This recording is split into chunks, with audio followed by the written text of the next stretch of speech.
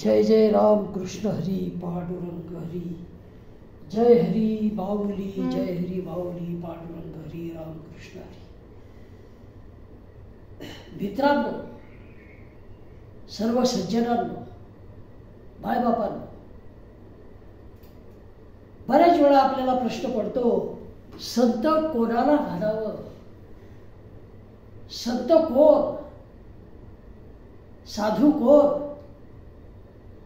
आणि या प्रश्नाचं उत्तर शोधण्याचा प्रयत्न आपल्याला आज करायचा आहे. आणि तोही स्वतः करायचा नाही आहे. या प्रश्नाचं उत्तर अगोदरच आपल्याला दिलेलं आहे आपल्या थोर संतांनी. मुक्ताबाई, निवृत्ती ज्ञानदेव सोपान मुक्ताबाई, एकनाथ नामदेव तुकाराम ह्या आपण म्हणत असतो. यामधल्या मुक्ताबाई अगदी लहान वय, या लहान वयामध्ये त्याच्यावर असंख्य संकट आली. संत ज्ञानेश्वर हे लोकांच्या वाग्बाणांनी, लोक तऱ्हेतऱ्हेचं त्यांना बोलत, अपमान करत, आणि या झालेल्या अपमानामुळे संत ज्ञानेश्वर गावामधून आले आणि कोणाशीही न बोलता झोपडीचं दार लावून घेतलं आणि आतमध्ये एकटेच धुमसत बसले. प्रचंड राग त्यांना आला होता, पूर्ण लोकांचा राग आला होता आणि सर्वांशी संबंध त्यांनी तोडला आणि झोपडीमध्ये जाऊन बसले. दार काही केलं तरी उघडत नव्हते. सर्वांनी प्रयत्न केले, काहीच जमलं नाही. मुक्ताबाई ज्ञानेश्वरांची, ज्ञानोबा माऊलीची छोटी बहीण, परंतु लहानपणामध्येच मोठेपण तिला आलं. खूप समज होती, संत होती. ह्या मुक्ताबाईंनी काय केलं पहा. संत ज्ञानेश्वरांना समजावण्यासाठी काही अभंग रचना केली आणि हे अभंग ताटीचे अभंग म्हणून प्रसिद्ध आहेत. ताटीचे अभंग. आणि या ताटीच्या अभंगांमधून मुक्ताबाईंनी ज्ञानेश्वरांना काय समजावलं पहा. आणि त्यामधूनच आपल्याला संत कोणाला म्हणावं याचं सुद्धा उत्तर मिळते महाराज. पहिलाच अभंग आहे ताटीचा. संत जेणे व्हावे जग बोलणे सहावे, तरीच अंगी थोरपण जया नाही अभिमान. तरीच अंगी थोरपण जया नाही अभिमान, रागे भरावे कवनाशी आपण ब्रह्म सर्व देशी. आपण ब्रह्म सर्व देशी. अशी समदृष्टीता करा ताटी उघडा ज्ञानेश्वरा. अशी समदृष्टी करा ताटी उघडा ज्ञानेश्वरा. असा हा ताटीचा अभंग आहे. आणि यामधून मुक्ताबाईंनी सांगितलं की ज्ञानेश्वरा, निंदा, नालस्ती, बदनामी ही वाट्याला येतेच. ती सहन करायला आपल्याला शिकावं लागेल. लोक का बोलतात तर एक तर गैरसमज झालेला असतो, दुसरं ईर्ष्या, हेवे दावे, मत्सर, प्रचंड राग या लोकांमध्ये असतो आपल्याबद्दल. काही वेळा अज्ञान असते. आपण जे करतो ते त्यांना चुकीचं वाटते. काही लोक कधी कधी आपल्याला चांगलं म्हणतात, त्यामुळे लोकांना म्हणजे त्याचं त्या लोकांना वाईट वाटते आणि ते मग आपल्याला त्रास देऊ शकतात. अशा निरनिराळ्या गोष्टींमुळे लोक आपल्याला बोलत असतात, वाग्बाण आपल्यावर सोडत असतात. आणि हे आपल्याला सहन करायला शिकावं लागेल. संत व्हायचं आहे तर हे आपल्याला सहन करावंच लागेल. तरीच अंगी थोरपण जया नाही अभिमान. अभिमान ज्याच्या अंगी नाही त्यालाच मोठेपण येऊ शकते. पहा, लोक बोलले, वाईट बोलले, आपला इगो दुखावतो, अहंकार दुखावला जातो. लोक आपल्याला चांगलं बोलले, लोकांनी आपली स्तुती केली तर आपण सुखावतो. म्हणजे अहंकार हा आपल्याजवळ असतो. वाईट बोलले खूप वाईट वाटते आपल्याला, आणि चांगले बोलले, स्तुती केली तर आपल्याला अभिमान सुद्धा वाटतो, आपला अहंकार सुखावतो, इगो सुखावतो. परंतु जो माणूस हा अभिमानच धरत नाही, कोणत्याच प्रकारचा गर्व त्याला नसतो, या अभिमानाच्या पलीकडे तो गेलेला असतो, अशा व्यक्तीला लोक चांगले बोलले काय आणि वाईट बोलले काय कशाचंही काहीही वाटत नाही. चांगला बोलतो तो काही आपल्याला देऊन जात नाही, आणि वाईट बोलला म्हणून आपलं काही घेऊन जात नाही. आणि ही संत वृत्ती आहे. ही संत वृत्ती जोपासा. ज्ञानेश्वरा चांगला आणि वाईट कसंही बोलू द्या, त्यावर विचार करू नका, अशी समदृष्टी करा. आणि हे ज्ञानेश्वरा ताटी बंद केली ती उघडा, तुमच्या मनाचं दार उघडा, झोपडीचं दार सुद्धा उघडा, असं ह्या मुक्ताबाई ज्ञानेश्वराला आव्हान करत आहेत, समजावत आहेत. आणि त्यातूनच संतपणाचं लक्षण त्यांनी सांगितलं आहे. जग बोलणे सहावे, जग काय बोलते याकडे लक्ष देऊ नये, निंदालालस्तीकडे किंवा स्तुतीकडे सुद्धा संतांचं लक्ष देऊ नये, अभिमान बाळगू नये. ज्याच्याजवळ अभिमान खूप जास्त तो लहान, तेवढाच लहान, आणि ज्याच्याजवळ अभिमान कमीत कमी तो मात्र मोठा माणूस असतो.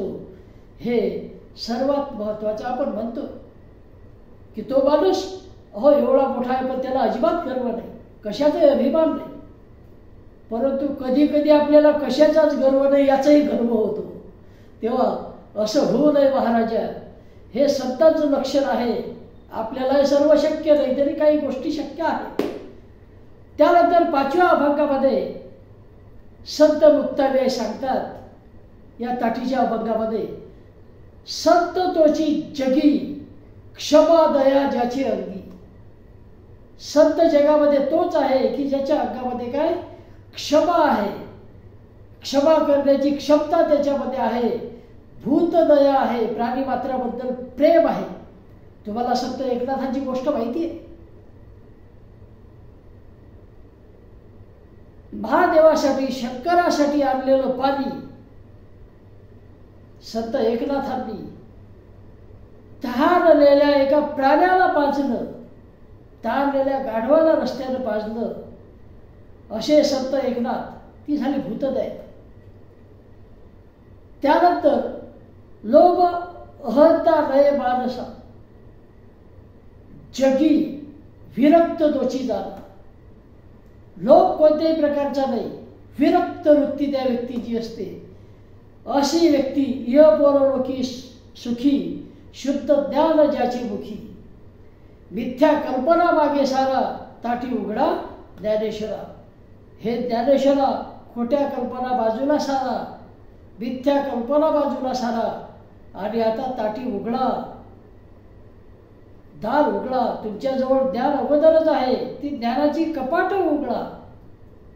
फक्त ताटी म्हणजे झोपडीचीच ताटी नाही, तर खऱ्या अर्थानं त्यांना म्हणायचं होतं की तुमचं जे ज्ञान आहे, तुमच्यामध्ये जे ज्ञानाचा सागर आहे, ते ज्ञानाचं कपाट उघडा, त्याची दारं उघडा आणि त्याचं वाटप करा. मिथ्या कल्पना मागे सारा, मान अपमान ह्या गोष्टी विसरा. आणि हे ज्ञानेश्वरा, आता बंद दार ठेवू नका, दार उघडा, ताटी उघडा. आणि माऊलींनी या मुक्ताईचं ऐकून दार उघडलं. आणि नंतर मग आपण पाहतो ग्रंथांची निर्मिती, ज्ञानेश्वरी, अमृतानुभव या ग्रंथांची निर्मिती ज्ञानेश्वरांनी केली. त्या संत जे आहेत, त्या संतांचे लक्षणं हे असे सांगितलेले संतांनीच. तुकोबारायांनी सुद्धा सांगितले, त्यावर आपण येऊच. या भूतलावर माझ्या मते माणसाच्या 4 प्रकारच्या प्रवृत्ती आहेत. 4 प्रकारच्या प्रवृत्ती. आता ह्या प्रवृत्ती कोणत्या? तर पहिली प्रवृत्ती आहे संत प्रवृत्ती. संत संत साधू प्रवृत्ती. साधू प्रवृत्ती कोणती? तर थोडक्यात असं सांगता येईल की तेवढंच अन्न घरामध्ये शिल्लक आहे, अन्न शिल्लक नाही, शिजवलेलं नाही आणि शिजवण्यासाठी शिल्लक नाही, ताट वाढून घेतलेलं आहे, परंतु समोर एक भुकेला जीव आला, भुकेली व्यक्ती आली. मग संत प्रवृत्तीचा माणूस काय करेल? जो संत आहे ते काय करतील? तर स्वतः उपाशी राहतील आणि समोरचं ताट त्या येणाऱ्याला देतील, उपाशी माणसाला देतील. तो संत. म्हणजे मी उपाशी राहिलो तर चालेल, परंतु इतर कोणीही उपाशी राहू नये. ही जी वृत्ती आहे, ही जी प्रवृत्ती आहे, हे संत प्रवृत्ती आहे. म्हणजे माझं नुकसान झालं तर चालेल, परंतु इतर जनांचा, सर्व जनांचा फायदाच झाला पाहिजे. ही जी वृत्ती आहे ती आहे संत प्रवृत्ती, संताची वृत्ती. तुकाराम महाराजांनी सुद्धा तेच केलेलं आहे. भाव पर्वतावर तपश्चर्या केली. तिथे त्यांना ईश्वरी साक्षात्कार झाला. ईश्वराचं निर्गुण निराकार रूप त्यांनी अनुभवलं. आणि खाली आल्यानंतर काय केलं त्यांनी? तर दुष्काळ पडलेला होता, शेतकऱ्यांचे हाल सुरू होते. आणि आपल्याला माहिती आहे संत तुकोबा मोठे सावकार होते. त्याच्याजवळ जमीन जुमला होता, सावकारीचा व्यवसाय होता, वाण्याचं दुकान होतं, काहीही त्यांना कमी नव्हतं. दुष्काळाची झळ त्यांना पडतच नव्हती. परंतु त्यांनी काय केलं पहा, विचार केला की हे लोक जे दारिद्र्यामध्ये पिंजलेले आहेत, कर्ज फेडू शकत नाहीत. तुकोबांचंच कर्ज होतं आणि तुकोबा काही एकटे नव्हते. तुकोबा दोघे भाऊ, तुकोबा आणि कानोबा. तुकोबा आणि कानोबा दोघं भाऊ. तुकोबांनी काय केलं पहा, हिशोबाच्या चोपड्या, हिशोबाच्या वह्या बोलावल्या, वही खाते बोलावले आणि कानोबाला सांगितलं की तुमच्या वाट्याचे तुम्ही घेऊन घ्या. म्हणजे त्यांचे जे भाऊ होते त्यांना सांगितलं की तुमच्या वाट्याचे जे आहेत यामधले कर्जदार हे तुम्ही घेऊन घ्या. सावकारीचा व्यवसायाला मोठा.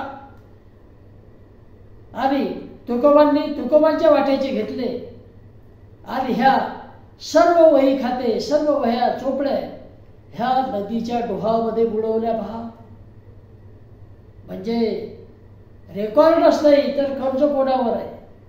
म्हणून तुकोबा हे सर्वात पहिले कर्जमुक्ती देणारे सावकार आहेत, सरकार आहे. सर्वात पहिल्यांदा कर्जमाफी जर केली असेल तर ती आपल्या तुकोबा महाराजांनी केली, संत तुकारामांनी केली. आणि म्हणूनच ते जगद्गुरू आहेत. आणि संत हे असेच असतात. स्वतः उपाशी राहावं चालेल, आपलं किती नुकसान झाले तर चालेल, परंतु समोरच्याचा फायदा झाला पाहिजे, इतर कोणी उपाशी राहू नये, ही त्यांची वृत्ती असते महाराज. आणि त्यांनाच आपण संत म्हणत असतो. तेव्हा एक प्रवृत्ती सांगितली मी, संत प्रवृत्ती, जे तुकोबाच्या उदाहरणावरून आपल्याला अगदी सहज लक्षात आलं असेल. त्यानंतर सत्प्रवृत्ती. सत्प्रवृत्ती. आता सत्प्रवृत्ती कोणती, चांगली वृत्ती कोणती? तर हे 2 नंबरवर येईल असं म्हणू आपण. अर्थात हे वर्गीकरण असं हे नाही आहे. माझ्या मतानुसार मी हे असं वर्गीकरण याचं करण्याचा प्रयत्न केला वृत्तीचं. सर्वांचं पोट भरलं पाहिजे, सर्वांना पोट भरून मिळालं पाहिजे, पण माझं अगोदर भरलं पाहिजे. म्हणजे सर्वांना मिळालंच पाहिजे, परंतु सर्वांच्या अगोदर माझं भरलं पाहिजे. ही जी वृत्ती आहे सत्प्रवृत्ती. म्हणजे सर्वांना मिळालं पाहिजे, हरकत नाही, मिळा, परंतु मला सुद्धा मिळालं पाहिजे. आणि ते कधी? सर्वांच्या अगोदर मला मिळालं पाहिजे आणि चांगलं मिळालं पाहिजे. ही झाली सत्प्रवृत्ती माझ्या मते.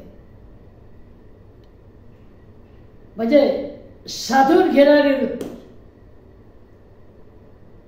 त्यानंतर तिसरी संसारिक प्रवृत्ती. संसारिक प्रवृत्ती. आता संसारिक प्रवृत्तीचे लोक कसे असतात? जास्तीत जास्त लोक या कॅटेगरीमध्ये येतील, या वर्गामध्ये येतात. संसारिक प्रवृत्ती. कोणाची जास्त फिकर करायची नाही, पण माझं मात्र चांगलंच झालं पाहिजे, फायदाच झाला पाहिजे. कोणाचं नुकसान व्हावं असं संसारिक माणसाला वाटणार नाही, परंतु आपलं मात्र भलं झालं पाहिजे, आपला फायदाच झाला पाहिजे. ही जी वृत्ती आहे ती सांसारिक प्रवृत्ती माझ्यामध्ये. आणि चौथी वृत्ती कोणती? तर ती आहे दुष्ट प्रवृत्ती. दुष्ट प्रवृत्तीचे लोक समाजामध्ये असतात.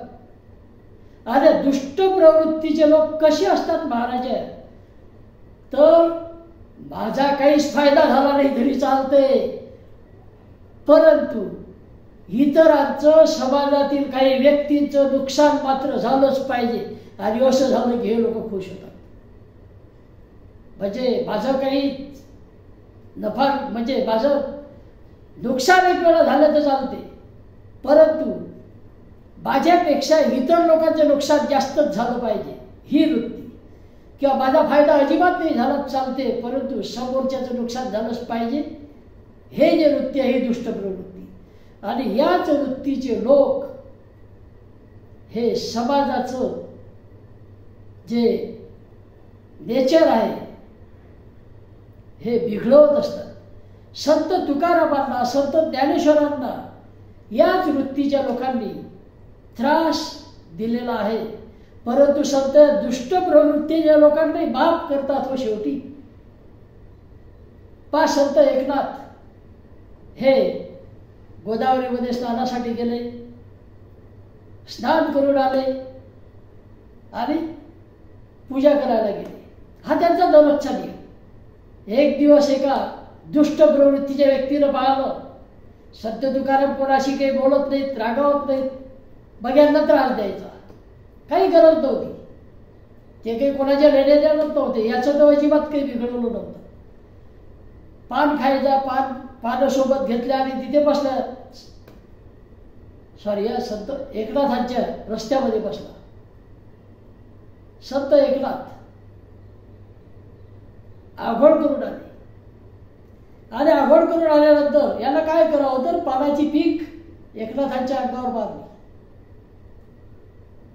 एकनाथ काहीच बोलले नाही, परत गेले, नदीमध्ये आघोळ केली, परत आले. याला तेच कार्य परत एकदा केलं. असं करत करत साधारणतः 5-6 वेळा याने एकनाथांच्या अंगावर तो थुंकला पान खाऊन. एकनाथांनी प्रत्येक वेळेला गोदावरीमध्ये गेले, स्नान केलं आणि परत आले. शेवटी त्याला समजलं की आपण एवढा त्रास देऊन सुद्धा संत एकनाथ काहीही बोलत नाहीत. त्यांनी त्यांचे पाय धरले, क्षमा मागितली. एकनाथ म्हणाले, अरे तू असं केलं म्हणून माझं एकाच दिवशी एवढे वेळा स्नान झालं, गोदा स्नान झालं. असे हे संत क्षमाशील त्यांची वृत्ती असते. आणि दुष्ट प्रवृत्ती कोणती?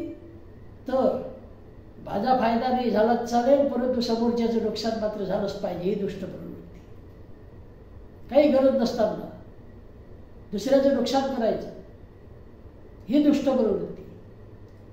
आणि संत तुकारामांनी एक अभंग आपल्याला किंवा आपल्यासाठी लिहून ठेवलेला आहे, सांगितलेलं आहे. संत कोणाला म्हणावं? जे का रंजले गांजले त्याशी म्हणे जो आपुले, तोची साधू ओळखावा देव तेथेची जाणावा. मृदू सबाह्य नवनीत तैसे सज्जनाचे चित्त, ज्याशी अपंगिता नाही त्याशी धरी जो हृदयी. दया कर रे पुत्राशी, तेची दासा आदी दासी. तुका म्हणे सांगू किती, तोची भगवंताची मूर्ती. तेव्हा हा जो अभंग आहे हा अतिशय प्रसिद्ध आहे आणि यामध्ये संत कोणाला म्हणावं आताच्या संतांशी याची सांगड घालून पा. रंजल्या गांजल्यांची सेवा करणारे, त्यांना आपलं म्हणणारे असे संत. त्यानंतर तुकाराम महाराज म्हणतात जे रंजल्या गांजल्यांची सेवा करतात, दुःखी जनांची सेवा करतात, त्यांना आपलंसं करतात, त्यांना आपलं म्हणतात, त्यालाच साधू म्हणावं, त्याला साधू म्हणून ओळखावं आणि देव इतरत्र कुठेही नाही तर त्याच्या पायाशीच आहे, तोच देव जाणावा असे गाडगे महाराज होते. गाडगे महाराज रंजल्या गांजल्यांच्या ठिकाणी देव मानत आणि म्हणून ते स्वतः देव होते, त्यांना देवत्व प्राप्त झालं होतं असं आपण म्हणूया. त्यानंतर संतांचं मन हे कोमल असलं पाहिजे, अगदी नवनीतासारखं लोण्यासारखं मऊ असलं पाहिजे असं संत तुकाराम महाराज म्हणतात. मृदू सभा हे नवनीत तैसे सज्जनाचे चित्त, ज्याशी अपांकिता नाही त्याशी धरी जो हृदय. ज्याचं पालन करता, ज्याचा आश्रयदाता कोणीही नाही, त्याला जो हृदयाशी धरतो, त्याला जो आश्रय देतो तो संत. त्या करणे पुत्राशी त्याची दासा आणि दाशी. जसं आचरण आपल्या मुलाशी आहे, मुलीशी आहे, तसंच आचरण दास आणि दासींसोबत आज सुद्धा आहे. त्यांच्याशी सुद्धा अजिबात दुष्ट वागणूक नाही असे संत हे असावे. संतांचं चरित्र हे असं असावं. तुका म्हणे सांगू किती तोची भगवंताची मूर्ती. भगवंत पाहायला इतरत्र कुठेही जायचं गरज नाही, तर हे लक्षणं ज्याच्या अंगी असतील तो स्वतःच देव आहे, देव त्याच्या ठिकाणी पूर्णविषयानं वास करीत आहे असं संत तुकोबाराय म्हणतात. तेव्हा संत कोणाला म्हणावं आणि ढोंगी कोण हे आपल्या नक्कीच या विवेचनावरून लक्षात येईल. उदाहरण देताना डावामध्ये काही गडबड झाली असेल तर माफ करावी अशी आपणास अपेक्षा करतो. सांगण्याच्या ओघामध्ये एकनाथाऐवजी दुसरं एखादं नाव घेतलं गेलं असेल तर त्या ठिकाणी सुद्धा माफी असावी. संत एकनाथांचं मी उदाहरण तुम्हाला दिलं आहे. यामध्ये एक वेळा जे पाणी आणतात आणि तारलेल्या गाढवाला ते पाजतात, पूजेसाठी नेणारं पाणी दूरवरून आणलं होतं, ते रस्त्यामध्ये गाढवाला इतरत्र कोणतेच पाणी मिळालं नाही आणि ते पाणी त्यांनी त्या गाढवाला पाजलं. ही झाली भूतदया. आणि ही भूतदया ज्यांच्या अंगी आहे ते संत, थोर संत. आणि संतपण हे त्यांच्या आचरणातून दिसते, सांगून दिसत नाही. संत मुक्ताबाईंनी सुद्धा संत कोण असावे हे सांगितलं. आणि आता एखाद्याला थोडंसं जरी काही म्हटलं तर हे संत त्यांचे चेले चपाटे इतके अंगावर धावून येतात आपल्या महाराजा की तुम्हाला जगणं मुश्किल करतात. आणि संत मुक्ताबाई आपल्याला म्हणतात, संत जेणे व्हावे जग बोलणे सहावे. अभिमान सुद्धा नसावा, अहंकार नसावा, ज्ञानाचा सुद्धा अभिमान असू नये. आणि याच्या पलीकडे जेव्हा जातो तेव्हा संतत्व प्राप्त होते.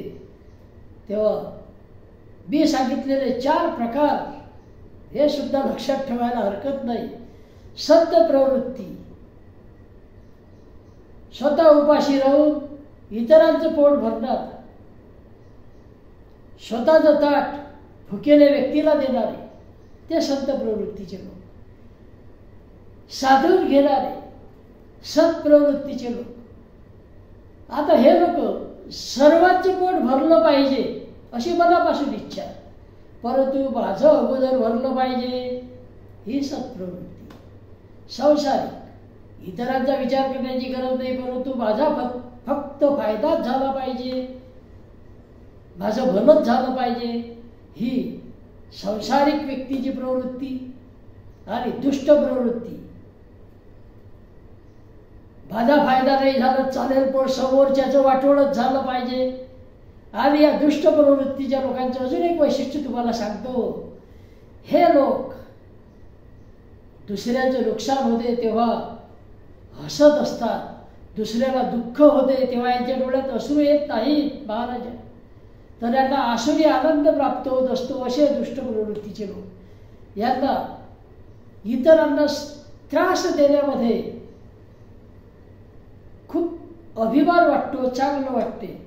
आणि असे लोक म्हणजे सुरुवातीपासूनच होते, आताही आहेत समाजामध्ये, जे सज्जनांना त्रास देण्याचं कार्य करत असतात, इतरांना विनाकारण त्रास देत असतात.